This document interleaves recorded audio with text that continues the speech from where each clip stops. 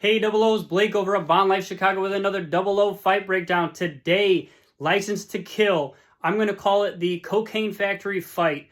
There's not a ton of fighting here, but there is some good situational awareness and some good just kind of defense that I would like to point out. I'm going to break that down more thoroughly because it is a pretty quick fight overall.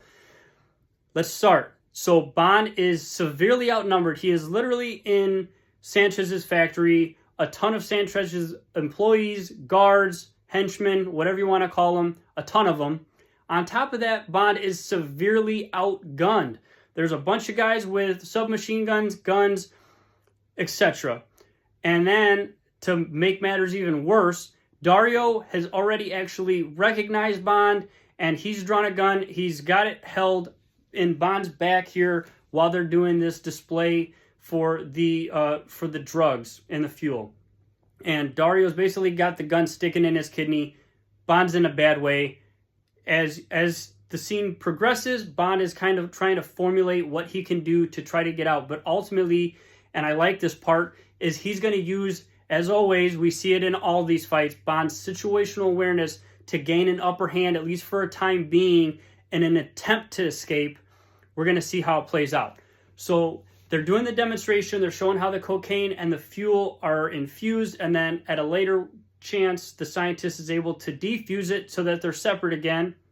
And of course, Sanchez says, if you have a problem with customs, no evidence. And as he drops that ember into the fuel, it causes a small explosion. Nothing major, doesn't hurt anybody, but poof. And it kind of makes everybody kind of snap back, catches them off guard, including Dario. And at that time, Bond's able to use that moment as his time to jump to action. Like I said, that gun is pointed back here on Bond's kidney area, back, basically. And the main thing in any type of gun defense is you want to move your body off target and keep that gun pointed away from you as fast as possible at the same time if possible. So that gun's pointed back here like this, and as that explosion happens, Bond's able to turn and use his arm to knock that arm and that gun away so it's no longer pointed at him. And as he does that, he turns and he headbutts Dario in like the face or chin area. Later, he's bleeding from like the mouth, so, nose, mouth area. Bond headbutts him. I'm not a big component of headbutting, but again, if you're in grave danger like that and that's the only thing you can do, it's the only thing you can do. So Bond headbutts him. Next thing he does to further his opportunity of the situational awareness and trying to escape, just to create chaos, he grabs that beaker, basically the beaker of the fuel that's on fire, and he grabs it and he throws it off to the side, which then later causes a larger fire pretty rapidly, actually, and ultimately he burns down the entire factory, the entire building. But he throws that to create a little bit more further chaos. Several of the members in the room start to evacuate, but at that same time, Dario jumps on his back and is kind of holding him.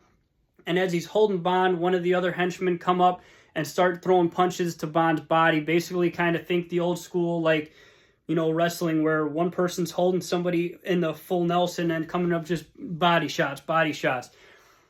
Then you see that the henchmen carry Bond out into like the conveyor belt, the gangway, the walkway area, and they're holding him up against the railing. Now at this point, they've kind of switched. So the other henchman is holding Bond with his arms back behind his back like this, and Dario is throwing a couple punches to Bond's body. Ultimately, Sanchez has his hands and his legs tied up with some string, and they put him on the conveyor belt that you see running along the gangway and the railing there that's dropping the cocaine down into the shredder, which is then later infusing it into the fuel, blah, blah, blah, blah, blah, science.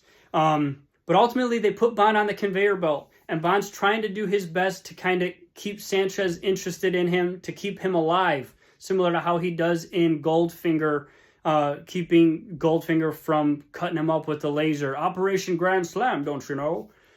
Sorry if that's not a great impression of Sean Connery. I know other people do better. And as he's going down the conveyor, he keeps on grabbing onto the railing. Sanchez steps on his hands, causing him to fall down. And ultimately, he is trapped with the bindings on his wrist on like the edge of the conveyor belt right before he falls into this huge, massive shredder. Dario can't help himself but to just walk away and escape himself. He's got to flick out his knife again, and he climbs up and he's standing, bracing himself on that conveyor, and he's trying to cut that rope to... He wants to see Bond fall into the shredder at that point. And as he's doing that, he's cutting it. Pam Bouvier appears with her little tiny 25 caliber, and she shoots. I think I hear 2 shots. I'm not sure how many times she's supposed to hit Dario, but she does knock Dario down.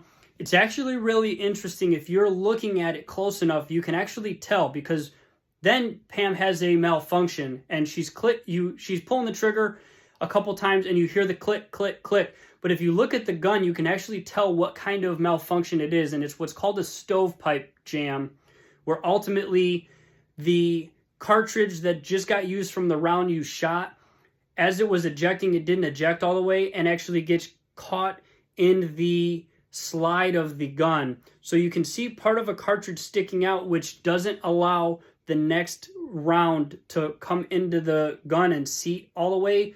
So ultimately, you now have a paperweight. You can't shoot until you rack that gun again, which clears that cartridge. And from there, as long as the gun is working properly, you clear that malfunction, and you'd be ready to go again with the next round.